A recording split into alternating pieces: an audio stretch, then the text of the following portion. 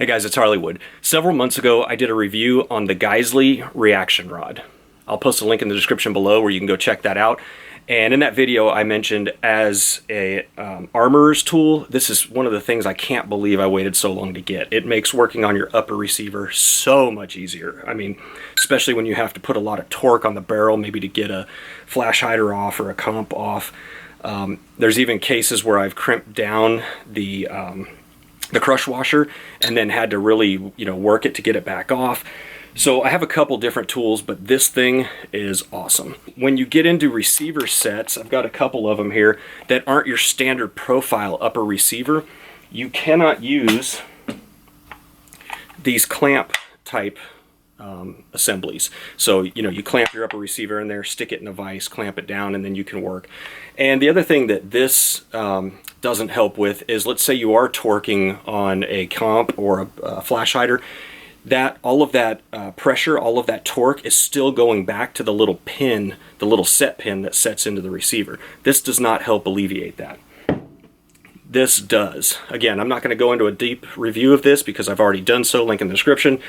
But there's another alternative, and I wanted to show you guys this. This is the Magpul Bev block. Now, I bought this, I think they're like $45, almost the same time that I bought this, and I've used it a few times, but I always find myself going to this. I'm going to switch over to the vise here and kind of show you the difference between the two and let you pick which one may be right for you. All right, let's start with the reaction rod. We're going to put it in the vise. Clamp it down good and tight.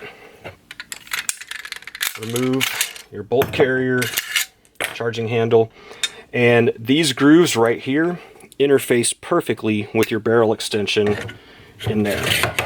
Locks it in, and then any torque that you have to apply down here transfers down the barrel through your barrel nut extension, or through your barrel extension, through the Geissele reaction rod to the vise. It does not put any torque on the receiver itself. The receiver itself might as well not even be there. I also like this because you can adjust it. Let's say I wanted to work on the top, or I wanted to work in here. You can switch this around so that you can work on the bottom. Let's say I wanted to do these. Makes it so much easier to be able to adjust this to all these different positions. All right, and now for the Bev block. Very similar principle in terms of these lugs locking into the barrel extension. So if you slide it down on there, notice your takedown pin slot here. When you slide it back, it lines up with the point right here, and they send you these pins. Take one of those pins and snap it in there, and now it'll not pull forward off the front. I did mention the crush washer, and there have been times where my crush washers have gotten stuck and I've had to get pliers and pull forward on it. With the reaction rod, you will pull the receiver right off the rod. With this, because of the way it interfaces here, you will not. Now, if you notice, this has a little bit of wiggle to it, okay? In order to help overcome that, take your bolt out of your bolt carrier group, slide it in the back here, and you'll see that nub on the back of the Bev block there. Can be pretty tight, snaps in and gives you a little bit better lockup. Takes away some of that wobble. So let's show you that again without the receiver. A little bit of a pain because you do have to remove your bolt out of your bolt carrier, but this is a rubber grommet. Slide it right on there, and then when you're done, slide it back out the back of the receiver and you're good to go. All right, and my favorite part about both of these is that unlike this guy that clamps down over your upper receiver, with those you do not have to take your optic off. And in my opinion, that makes it completely worth it. Every time I have worked on one of these, when I used to use this clamp thing, it frustrated me to no end to have to take your optic off. Then you knew that, you put it back on, it probably didn't zero back perfectly.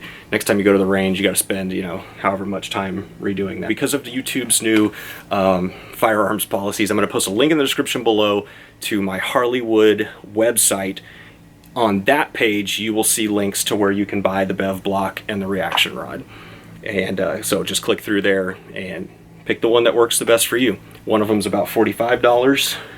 I think, $47, And when I bought this, I want to say it was 75, 80, somewhere around there. I have also heard that there's an alternative to this. I will post a link to that one also. I think it's 60 or 70 bucks for the alternative. So it just doesn't have the Geissele name on it. Up to you. So links in the description below. Thanks for watching, guys. If you like this video, please hit that subscribe button below. Got lots more videos to come, and we'll see you on the next one.